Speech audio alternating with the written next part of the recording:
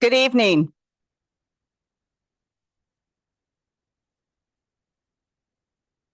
Hello, Richmond. I literally just got off the plane from LA, literally, and had to rush here to be here tonight because I am so excited about our Black History Month lecture and especially Elizabeth Way. I made my husband take me to Winter Thur between um, Christmas and New Year's, the year that the Annie Lowe exhibit was on display there. And I spent, I don't know, 3 hours. He was so bored, but a good sport. So I am thrilled to be here. I was just telling Elizabeth that my grandmother was a seamstress, and every summer I would go and spend a couple weeks with her, and she would make all my school clothes every year for my elementary school years. So I grew up immersed in sewing and loving fashion and being able to pick out what fabrics and colors and things I got to wear. So my jacket, people love this jacket.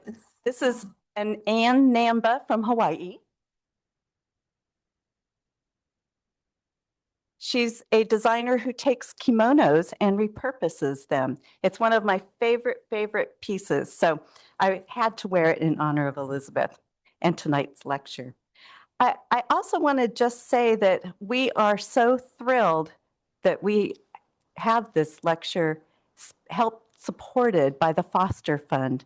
Frances Foster, as you can read on the screen, amazing. I had the pleasure of meeting one of Carmen Foster's sisters while I was out in LA. I think she said she was your youngest sister. And, you know, it's just a small world that we are coast to coast like a piece of toast here at Richmond. So VCU is fabulous. We are an amazing library that does such good work in our community. But I want to thank the community partners that came out to support us tonight. And I know they're on the screen, but thank you, Bonnie Newman Davis and the Institute of Media and Culture. VCU Arts Department of Fashion and Design. The Department of African American Studies. Yay! And the Afro-American Historical and Genealogical Society of Greater Richmond. So, of course, we're also supported by our board members, Friends of Library, and our Cabell Associates board. So thank you for being here, our friends of the libraries. So out in LA, I had to give this presentation about our campaign goals. So we have 3 in our pillars for the unlocking your support. And one of them is about our scholarship. So we'll be having this amazing event April 16th. It is a ticketed fundraiser for our scholarship fund, but it's a night in Mr. Cabell's Richmond. Oh, sorry, I'm making her go forward on the slides. And this room is going to be transformed. There will be a speakeasy bar. You'll have to know the password. And it's going to be so much fun. Costumes are encouraged, and I already have my dress. Of course I do. And I'll be wearing more black and gold sequins than I ever have in my whole life. We also, do you want to go back? Since I made you skip all the good things. So do we have the SCA one? Oh, okay. Sorry. So an evening with Chris Burnside. Chris Burnside was a faculty member, was he a department chair in dance? Yeah, in dance. And he has written a memoir, and I've read it. It's heartfelt and touching. And he will be doing a reading and book signing with the evening with Chris Burnside. And right after that, so that's a Tuesday, Thursday is our Voices of Change. Now, we had this amazing grant this one was the CLEAR grant, yep, which was on digitizing hidden collections. So we restored these videos that were police surveillance from the 1960s. So they captured people going to protest marches against the Vietnam War, the Black Panther meetings in town, the March on Washington kinds of events that led up to it, anti-school busing, marches and protests. But we had a community Zoom talking about it, And the alumni that were there, it was such a game changer for them to see things from their time at VCU and talk about the change they were able to enact as creating communities and different member groups and things. So this is going to be amazing and fabulous. And I think there's food. And there's food, yeah. Lots of food, Crystal says. Okay, Crystal's the head of, Archives and Special Collections. And then after that is Artistic Mansion. So Charles Burnell is a retired faculty member here, and he comes back every year and talks about the Artistic Mansions. So this year's lecture will focus on what's called mysterious mansions. So those are the ones that are no longer with us. Should be cool. Last year, I think it was pediments, so gargoyles and things, monsters. The year before that was columns, and then before that was tile work. So now you know all the ones I've been to. But he's just charming. It's a delightful way to spend an afternoon. And instead of doing it on a Saturday this year, we're trying it on a Friday. So, and then after that was the night in Mr. Cabell's Richmond, which I can't emphasize enough. We are the only, with this unique scholarships that we do, that are available no matter what your student's program of study is, but it's for a junior or senior on the Monroe Park campus or an MCV baccalaureate graduate on the MCV campus. So right now we give 2. We would love to double what we can do with that initiative and fund, but it's great support, and the students, it's a game changer for them to feel that support. So if you can, we'd love to see you at that too. All right. Anything else? Okay, that was it. They always want you to join the Friends if you want. If you're an alum, you already can get some privileges. If you're not an alum, but you're a community member, you can join the Friends and get privileges. I'm always tasked with reminding people that we are on the quiet floor. So when you leave this lecture tonight, please whisper or wait until you're on a lower floor to talk and exclaim about how fabulous the event was. And then bathrooms, of course, are out the door and to the right. I am so excited that I invited Carla Mae Crookendale, Associate Professor. She's our liaison to the Arts School of the Arts. She is a creative wonder force who creates jewelry. I've seen her crochet. I think she knits too. Yep. And just as an all-around amazing artist in her own right.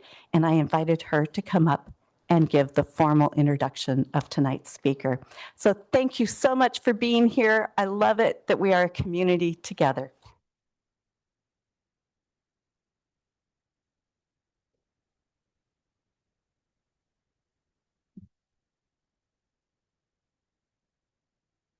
Well, welcome again, everyone. As Irene mentioned, I'm the liaison to the School of the Arts, which means I'm also the liaison to the fantastic fashion program here, which is very well represented tonight. So thank you all for being here.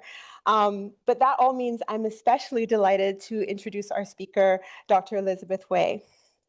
Dr. Way is a fashion historian and curator whose work centers on the histories of Black designers, makers, and wearers. She holds an MA in costume studies from New York University and a doctorate in fashion curation from Central St. Martin's University of the Arts, London. She is currently the curator of costume and accessories at the Museum of the Fashion Institute of Technology in New York, where she has curated and co-curated award-winning exhibitions, including Black fashion designers, Africa's fashion diaspora, and food and fashion. Dr. Way is also the author and editor of several influential publications, including Black Designers in American Fashion and Anne Lowe, American Couturier. And you can find a couple of the books that she's been involved with on that display in the back of the room. Not for sale, unfortunately, but if you're affiliated with VCU, you can check them out on the way out today if you so felt. So yes.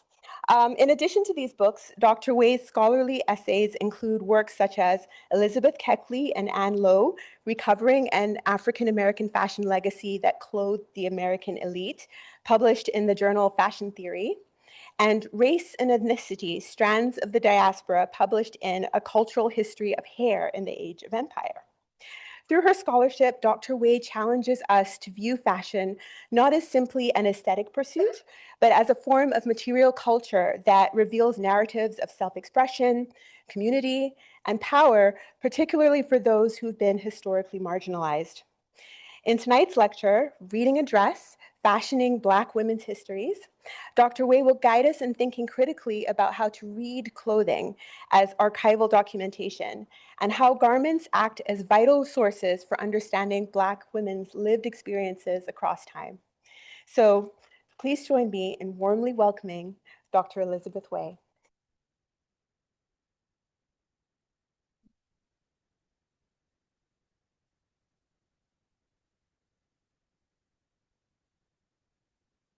Good evening.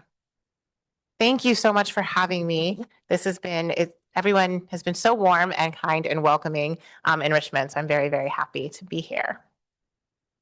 Okay, we're right on time. So, good evening, Virginia Commonwealth University. And thank you so much for having me here tonight and allowing me to share a little bit of the work that I do with you. So I'm a fashion historian. And within this field, I'm also a curator and a material culturalist. So what this combination means is that I read dresses, not just dresses, but all kinds of garments and accessories.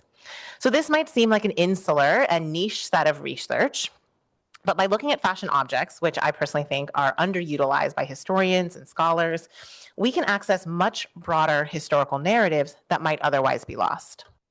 The history of fashion can explore many facets. It can help us think about the aesthetics of the clothing we wear and what it says about our identities and our societies. It can serve as a lens to examine industry, economics, and technological innovations.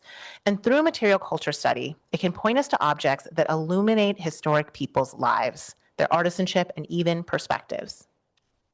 These objects can provide us with detailed information through their materiality alone, but they can also lead us to what might be considered more traditional historic documents like records, letters, and photographs.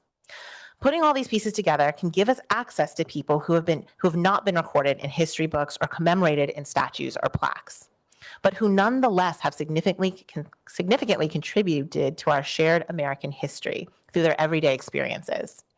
My particular area of interest is in the fashion lives of Black American women during the 19th and early 20th centuries. And these women certainly count as important historical figures who are not always recognized as such. I want to discuss two dresses with you this evening and what they might tell us about the Black women who wore them, as well as their context, concepts of self. Even as these two women were individuals with unique experiences, they tell us something of what life was like for a broader population of Black Americans at this time. So I begin with this object. This is a white cotton dress dated to 1865, and it's held in the collection of the Whitty Museum in San Antonio, Texas. It has a high, round neckline, glass buttons down the center front of the bodice, long, puffy sleeves, a full skirt gathered into a waistband, a horizontal pleat in the skirt, and a deep hem.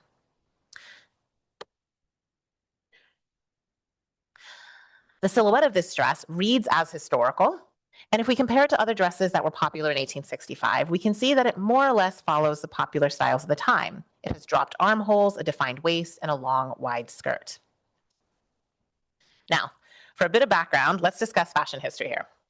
So we're thinking about women's fashion in a Euro-American context, what some might call the Western world. At this time, and really until the late 20th century, the ideas for women's fashion came from one place, Paris. These were the designs that everyone wanted, and they were written about and drawn and then published in magazines and newspapers all over the Euro-American world, from London to Sao Paulo to New York City. American fashion magazines like Godey's Ladies Book or The Delineator circulated around the country, even during the Civil War and even out to the Texas frontier. Women's clothing at this time was almost completely custom made. A woman could not go into a shop and buy a dress off the rack. She bought her own fabric and went to a dressmaker to have it made in her size, or she made it herself. Because fashion was custom, Parisian fashion ideas were interpreted to fit the taste and, importantly, the budgets of the wearers.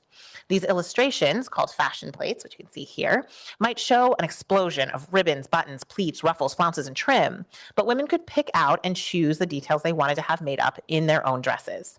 And in general, American women saw themselves as more practical and modest than French women. And some American editors would even redraw the fashion plates to better fit their idea of American taste. So, where does our 1865 white cotton dress fit into this larger picture of women's fashion? It is a day dress, more specifically a morning dress style. We know this dress was worn during the day because of its high neckline and long sleeves. Social custom at the time dictated that women cover their chests and arms when the sun was up. We know it's a morning dress style because of its relatively loose bodice and sleeve shape. During the 19th century, upper and middle class women were expected to change their clothes several times a day to follow the social etiquette. These rules were established in Europe and designed to fit the lives of elite white women. They would wake up and change from a nightgown and robe into a relaxed morning dress to take care of whatever duties they had around the house. They would change into a more formal afternoon or walking dress if they were venturing outdoors. Later in the day, they might change into a tea gown to receive visitors at home for tea, and then into a dinner dress, and maybe even later into an opera dress or ball gown.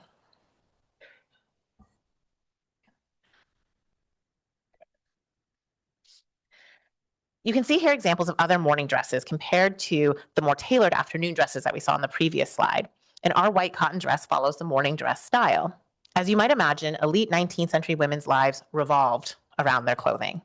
At this time, fabrics and trims were getting cheaper through mass production, and all this changing kept the French economy strong. As cultural leaders of style, they exported these ideas to the rest of Europe and to the United States.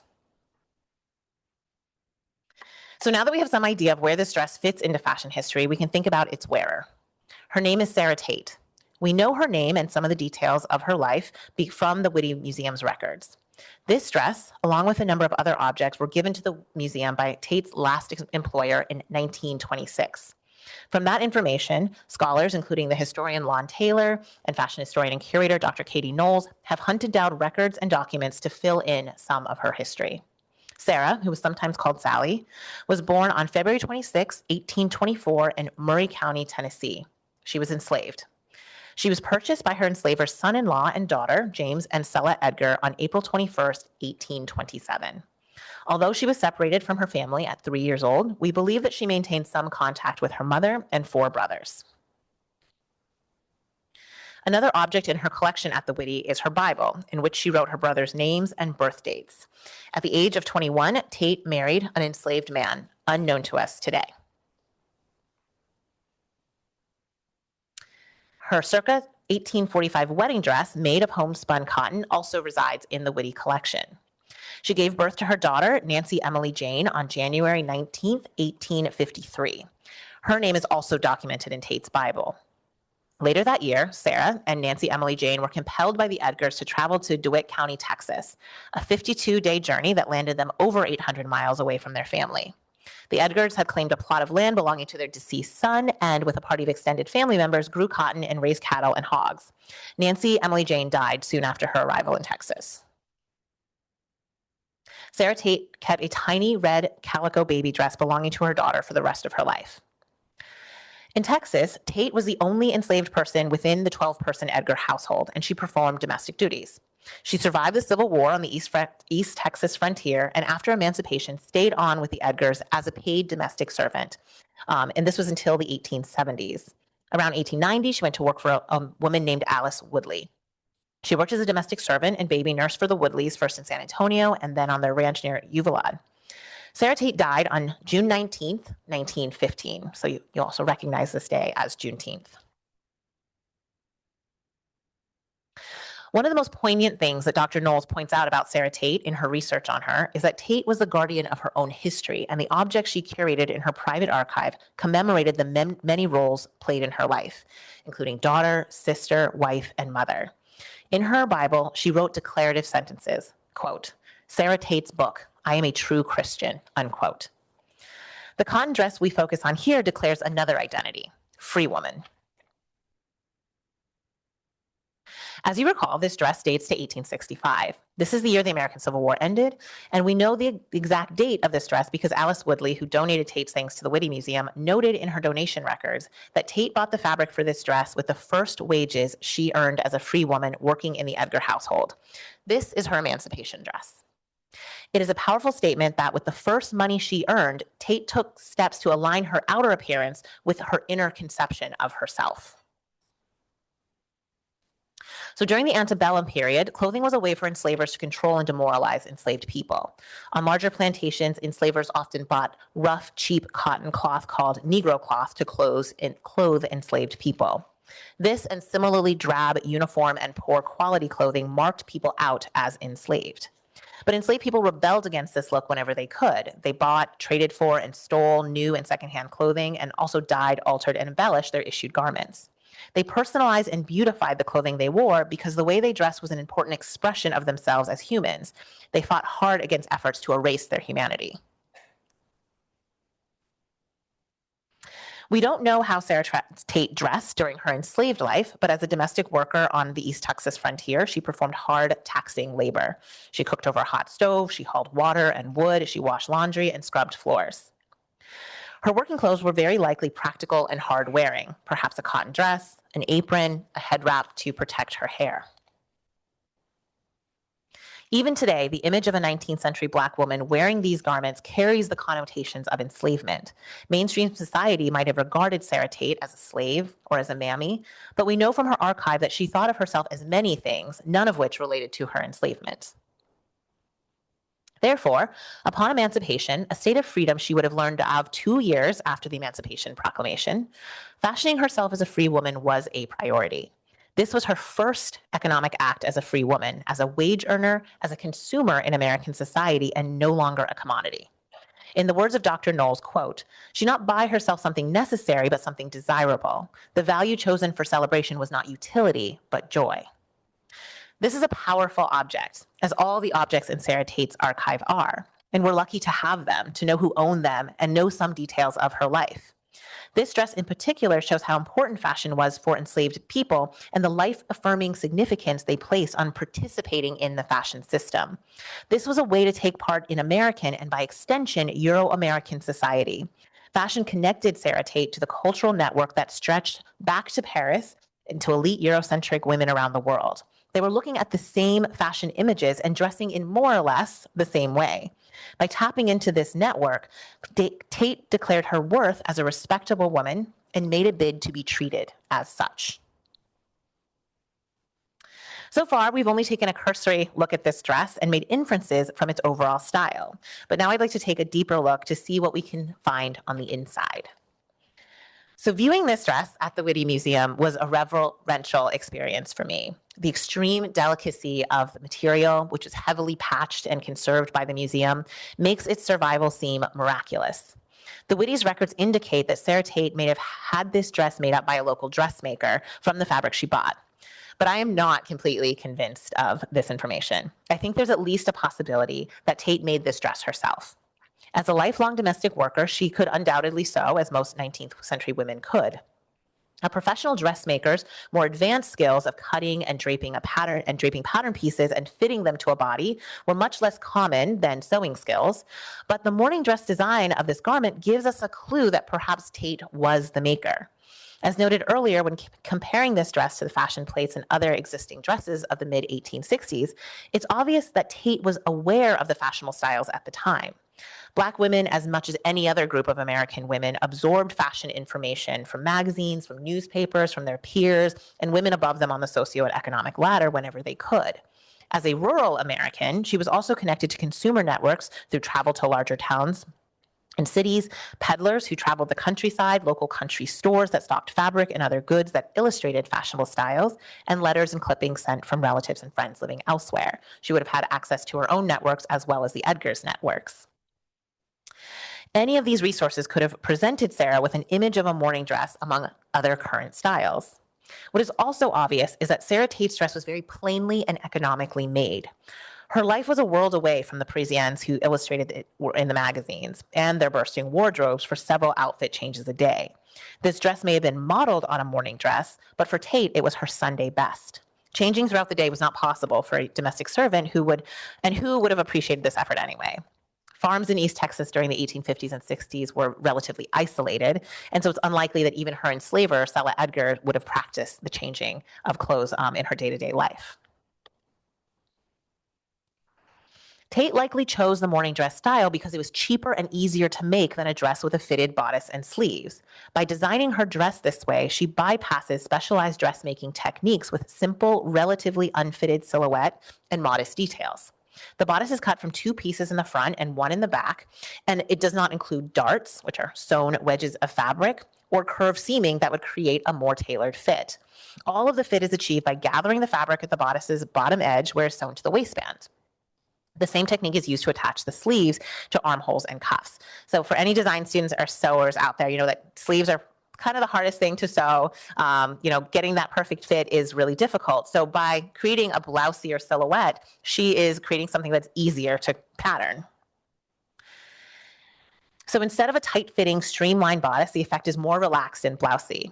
So this might seem like overly technical details, but what they tell us is that someone with basic pattern cutting and dressmaking knowledge, but very fine sewing skills, made this dress. So the dress is made of cotton dimity, which is a fabric woven with a subtle dimensional pattern, small checks in this case.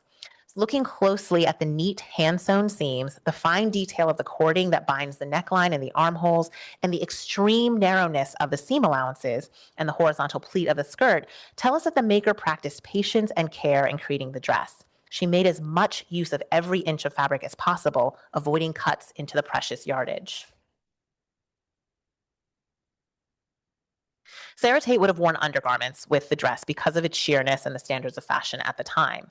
Perhaps she wore a corset and multiple petticoats, or even a cage crinoline, which were also called hoops, which were widely worn by American women by the 1860s, including some enslaved women who found the means to follow high fashion. But these undergarments were very expensive. At the very least, she would have worn a shift or a slip and at least 1 petticoat. The horizontal pleat in the skirt and the deep hem not only create the perfect length without cutting the fabric, they also help hold out the width of the skirt in an approximation of the fashionable bell shape of the 1860s, even if Tate lacked the volume of petticoats or hoops underneath.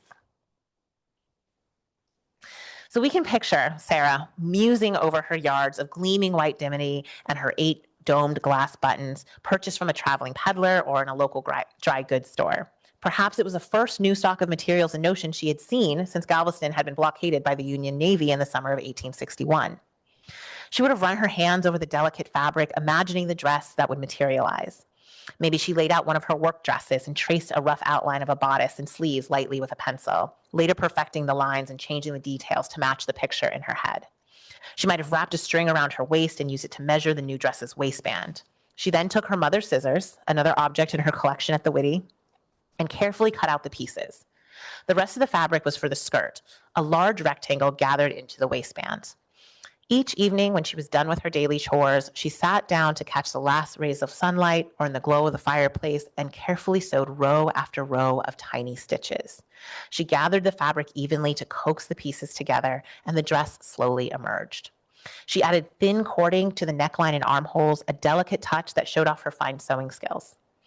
After the skirt was sewn in, she tried on the dress to mark the length, folding up the excess fabric and sewing it into place instead of cutting it away. The glow of pride she must have felt when she was finished. The satisfaction every sewer feels when they transform flat fabric into 3 dimensions, a wearable expression of their skill, patience, and time. But more than that, it was also an expression of her freedom. So I want to share one more dress with you this evening. It belongs to a woman who was born just 12 years after Sarah Tate. She was also a Black American woman who lived through the Civil War and whose life was significantly altered by emancipation. This woman, however, lived a completely different life, which I think is pretty clear through her surviving dress. This object is a circa 1873 light olive-colored silk and wool dress held in the collection of the Wadsworth Athenaeum in Hartford, Connecticut. Like Sarah Tate's emancipation dress, it's a formal day-wear style with a high neckline, long sleeves, and a floor-length skirt. And like Sarah Tate's dress, it communicates dignified self-possession and a knowing dialogue with international fashion networks. But unlike Tate's dress, this dress is complex in cut, made from expensive materials and fashionably embellished with both manufactured and handmade trims. It's an up-to-the-minute interpretation of Paris style and was cut and sewn by a professional dressmaker. This dress consists of 3 parts: a bodice, a skirt, and an overskirt. They're made from a silk blend fye, a material woven with a small rib, giving it a crisp hand and a beautiful drape. The dress was constructed with both a sewing machine and by hand. The long, straight seams along the skirt, overskirt, and bodice could be sewed by machine, but the buttonholes, embellishments, and pleating were sewn by hand because these operations were much too delicate for 19th century sewing machines. The bodice is highly structured with multiple darts and seams that create tight-fitting hourglass silhouette, accentuated by a peplum below the waist that flares out into 4 tabs at the back. The front hem and separated tabs, designed to fit effortlessly over the skirt's back, are all edged in double-banded strips, laboriously handmade from the dress fabric, and twisted fringe, a trim that was likely bought ready-made and dyed to match. The long sleeves are fitted smoothly into the armholes, and they curve forward to follow the natural resting position of the arms. The sleeve cuffs flare out dramatically from the elbow in the latest style of the early 1870s and are trimmed in the same banding and fringe, as well as knotted accents, also made from the dress fabric. 9 buttons decorated with crocheted stars close the bodice down the front. These were likely industrially made and also dyed to match. The skirt and overskirt, later trimmed with the latter trimmed with the same banding and fringe as the bodice, are made with deep dimensional pleats called cartridge pleats to create the fullness of the skirt, especially to form the bustle, a fashionable protrusion of volume at the back. The drapery is created by a series of cotton tapes that pull up the fabric from the skirt's insides. Looking at the dress reveals even more materials. There are 4 different types of lining and stiffening fabrics, from a light cheesecloth-like fabric under the overskirt to a thick papery material cut into a deep lining for the skirt's hem to help hold out the fabric. The make of this dress shows a sophisticated design eye, a practice hand of a professional dressmaker who not only had advanced skills and experience, but also had ready access to silk fabrics and a wide variety of notions, lining, and interfacing fabrics and trims. These would have been bought from a dry goods store or department store. While Sarah Tate's dress is practical simplicity, this dress gives us a bit more of what we expect from Victorian and Gilded Age fashion. It's volume, it has furbelows, and it's a little bit fussy. It illustrates the wealth of manufactured goods available to Americans at this time, especially those in established cities like Hartford, which opened its first department store in 1848. So the perfect combination of the cutting and sewing techniques with the many different fabrics and notions is highly professional.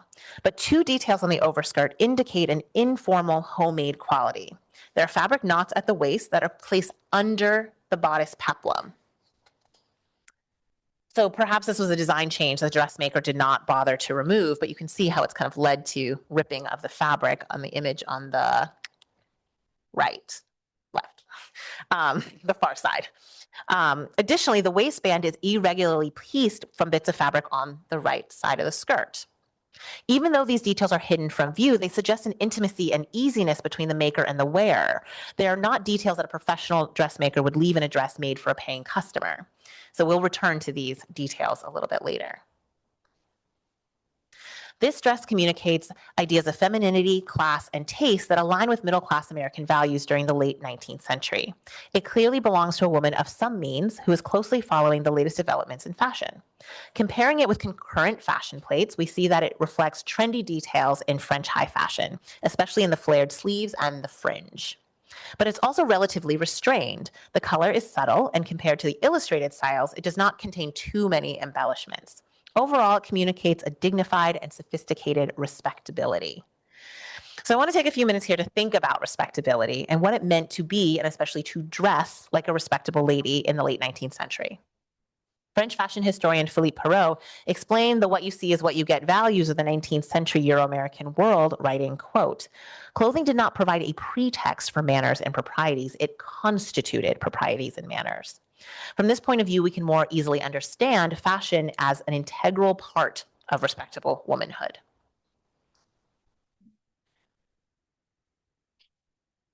So dressing fashionably was a mark of middle and upper class femininity, most obviously most obviously in the way that it reinforced gender roles. This was tied to the cult of true womanhood, a moral system of femininity that dominated Victorian thinking. It demanded that women be four things: pious, pure, domestic, and submissive, in order to be considered a lady. It firmly placed these ladies in the domestic sphere, a fancy way to say at home.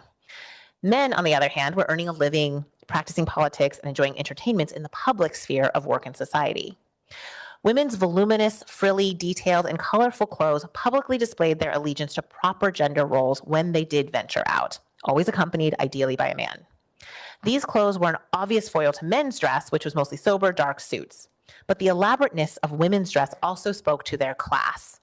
As fabric and trims became cheaper and more available to working class people, it became more important to middle and upper classes to show their distinction through more subtle signs.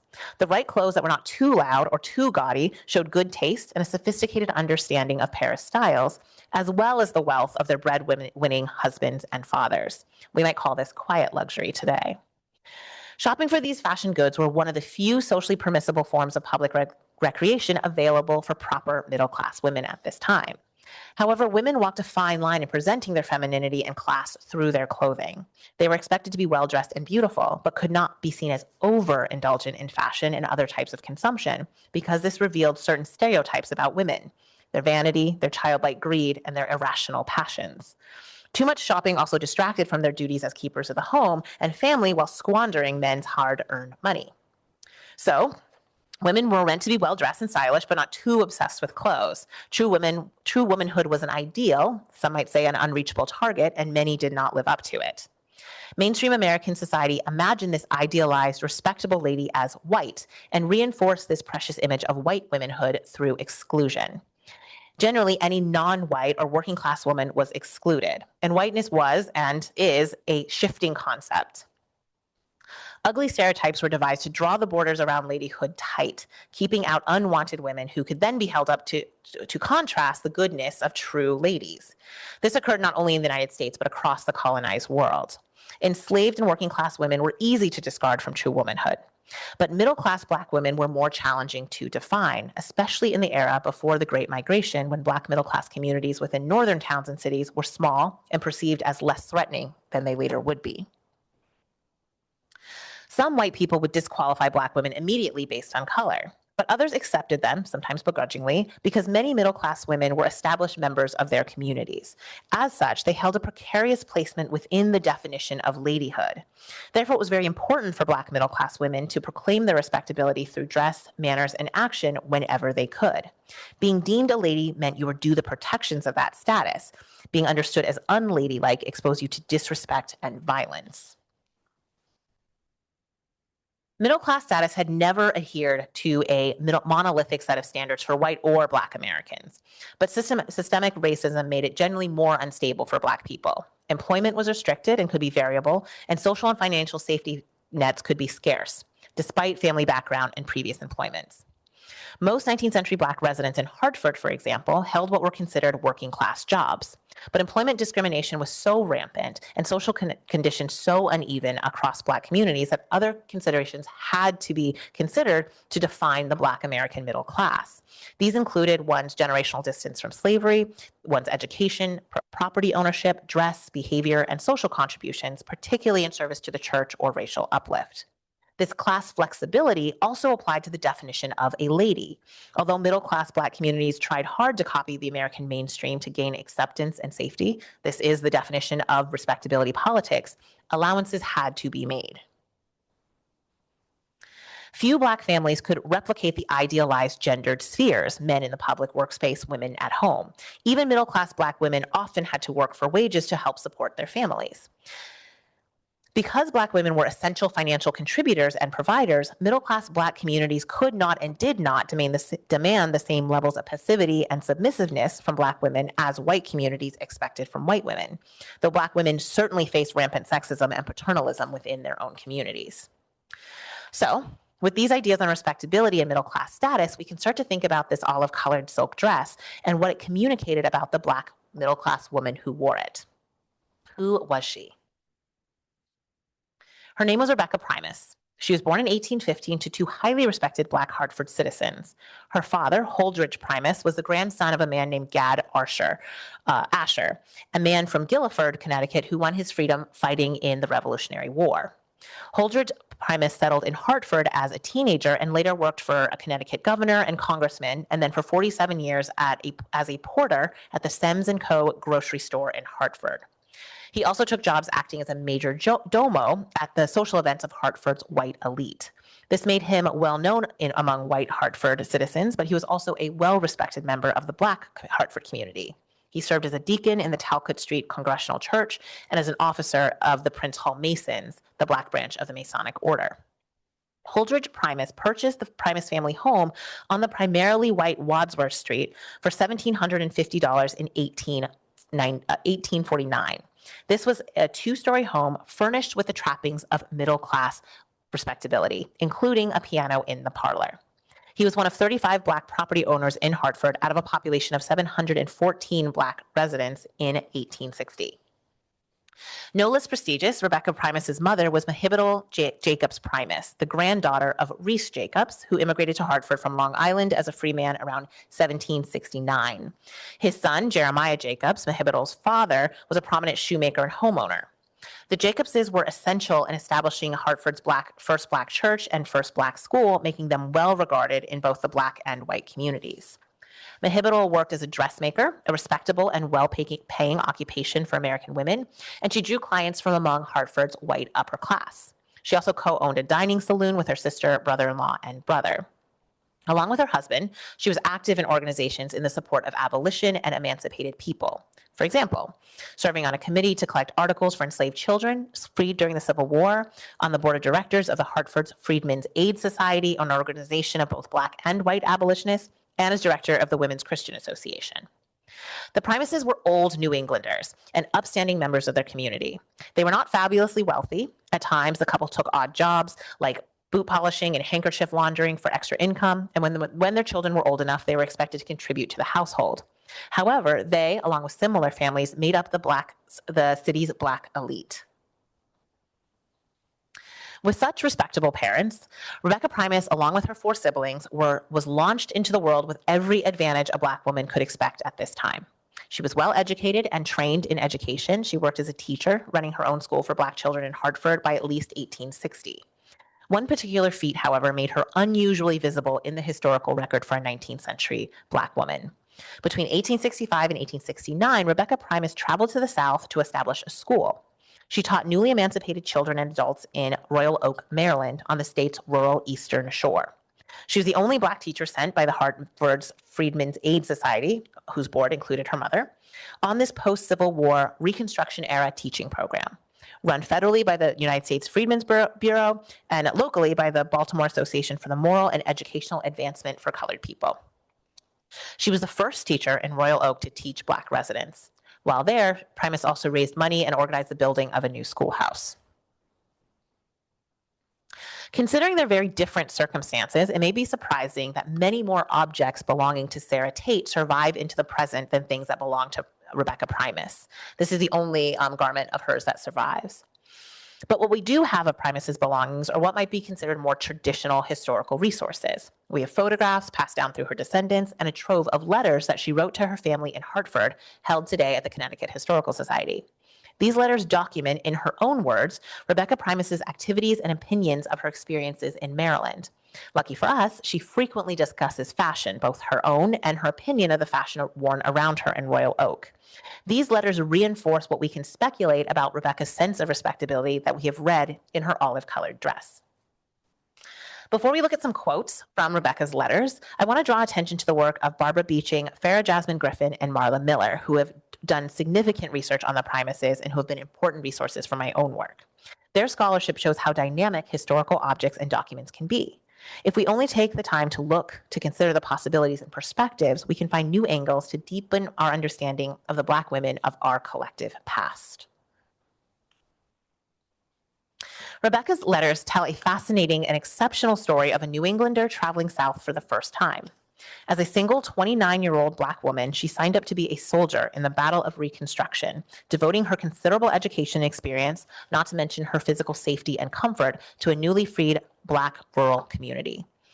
Her experience of leaving home and all that was familiar, her family and friends who loved, respected, and protected her, and the white Hartford community who recognized and accepted her was a culture shock.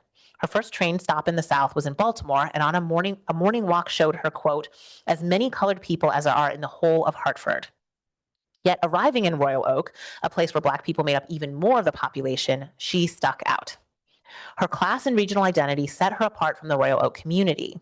There are many threads to follow in this story, but we stay focused on Rebecca's sense of fashion and respectability. Fortunately, she was verbose on those topics. Judging from her correspondence written before her trip to Maryland, Rebecca Primus was interested in fashion and style, buying fabrics and reading fashion magazines. She could sew proficiently, trained by her mother. She would have had to gather a robust wardrobe for her long trip, and this likely gave her an opportunity to have new things made. Remember, off-the-rack clothing was not readily available at this time. Like any of us moving to start a new job, she wanted clothes that reflected her best conception of herself and the image she wanted to project in her new position of authority. Beeching writes, quote, we can be sure that she and her mother, with help from her sister Belle, sewed every garment she took along and that her wardrobe was plain, serviceable, well-made, and tasteful. These clothes also had to last. The well-stocked department stores and dry good emporiums of Hartford were non-existent on the eastern shore of Maryland. Primus also had a much smaller wardrobe than we would be accustomed to in the 21st century. That meant keeping her garments clean and in good repair was an ongoing concern that spills into her letters. For instance, she sent her mother $10 on March 23rd, 1867, to send her, quote, a piece of unbleached muslin that might have been used to make new undergarments. She also writes, quote, I've attired myself in a calico dress this AM, it being the first I've worn since December. I tell Mrs. Thomas it seems good to put on a clean, whole dress once more. I've worn my woolen all winter, and I can tell you it's about as threadbare now and full of dust and dirt. Primus is referring to Sarah Thomas here. She boarded with Charles Thomas as school commissioner and his wife Sarah while in Royal Oak. Her concerns for her wardrobe come across as very practical. This prudence sets the perspective from which she views the people of Royal Oak. On April 18th, 1867, she writes, the children having taken advantage of warm days by taking off their coats, shoes, etc., during play hours, many of them now have bad colds. It's useless to advise to the contrary, for the adults are no better themselves, like black snakes. As soon as the sun shines and it begins to get warm, they come out. One young woman was attired in a black silk basque and light summer dress last Saturday. Even more disparaging, on May 18th, 1867, quote, it was a delightful Sabbath, and I see a number of the Blacks attired in their new spring hats, bonnets, and dresses, some in the latest styles. I judge, and oh, what looks some presented. Some of these people do make themselves appear so much more ridiculous than they really are. I don't know what they think of my always dressing so plainly. Rebecca shows her disdain for what she sees as the recklessness and poor taste of Royal Oak's residents. She is guilty of some of the same stereotypical criticisms that white people condescendingly tossed at Black Americans in general, that they're infantile and childlike, lacking the common sense to take care of themselves, the adults are no better, they're animalistic and primitive, black snakes, and their sense of style is gaudy and ostentatious. Such looks some presented. In these letters, Primus comes across as a snob. She draws a firm line between her own dress, which she views as effortlessly respectable, even when it is limited and worn, and theirs, which is inappropriate and tacky. Rebecca Primus is a fish out of water. She was among newly freed people who were using fashion to express themselves as they saw fit. Their taste may have been unsophisticated compared to hers, but this was likely their first opportunity to wear silk basques, which are bodices or light jackets, pretty summer dresses and fancy bonnets whenever they wanted to or at all. They also lived in a rural area where formality was more relaxed than Rebecca was used to. On October 18th, 1868, she describes a visit to a local woman named Miss Fortune. She was in her dishabille, apologizing for the same on account of being busy. Her hair was in its natural frizz. Primus underlines the words frizz and dishabille, which means a state of undress. Miss Fortune was probably wearing a nightgown or a robe.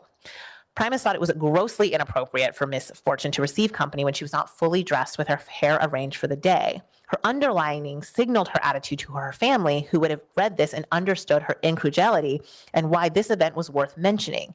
It would be unthinkable to them to receive visitors in such a state.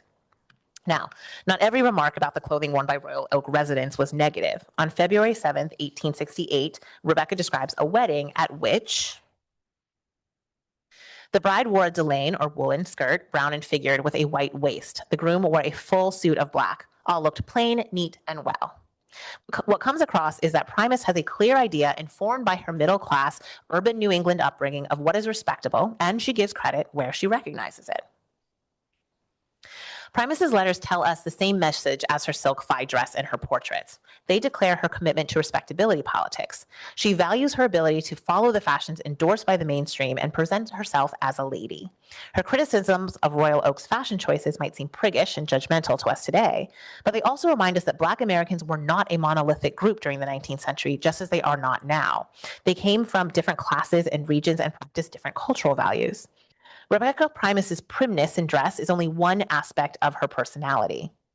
And she clearly did not accept the status quo of white American middle class wholeheartedly. She practiced a respectability that was unique to Black middle class women. Taking a teaching position in Maryland directly after the Civil War was remarkably brave for a single woman of any race. Rebecca, like other middle class Black women activists, moved beyond the domestic sphere in ways that would have been much more questionable for a respectable white woman, though her role as a teacher remains within the norms of feminine employment. She takes on the risk and responsibilities because she knows that Black Americans with education and opportunity can live stable, contributive, even aspirational lives. Her family is proof of that. And she knows when to set aside her fashion concerns to focus on the mission at hand. Although her frequent mentions of sewing and requests for fabric and clothes from Hartford show that appearing respectably dressed was a priority, she did get by with her worn and dirty woolen dress all winter. Rebecca worked hard for the Royal Oak community. She appears to have been well liked. She ran a day and night school at the local church, teaching 75 students in her first year. She also taught Sunday school and sewing lessons and organized public programs where her students recited and played music. She raised money and helped oversee the building of a dedicated schoolhouse in 1867. The building was still standing until the year 2000, and it was named the Primus Institute in her honor. Although the Royal Oak community held her at a wary's arm length at first, a circumstance that her reserved attitude no doubt prolonged, she frequently played calls for charity and socializing and was visited by her students and community members often. Her landlord, Charles Thomas, could not have been the only one to admire her, quote, ladylike deportment, sterling ability, and real personal worth. Rebecca Primus's readiness to travel to the former slave-holding South already complicates a reading of her as a straight-laced New England schoolmarm. She risked significant personal safety, even her life, moving to a place where Black women were more vulnerable to violence, and Northerners seeking to educate formerly enslaved people were not welcomed by whites. She was harassed, for example, by the local postmaster who refused to deliver her mail, and other teachers in the program suffered violence, and a dozen schools around Royal Oak were burned. Rebecca Primus's dignity, respectability, and sophistication, evident in her letters, come across just as clearly in her dress. If we think back to those intimate details hidden from view by the maker, the decorations under the peplum and the pieced waistband, they, in simple proximity, point to Rebecca's mother, the noted Hartford dressmaker Mehibet Primus, as the creator. As a Black middle-class woman, a dressmaker, and Rebecca's mother, Mehibet would have understood the power of the right clothes and what it meant for Rebecca to be dressed correctly, that is, in a ladylike manner.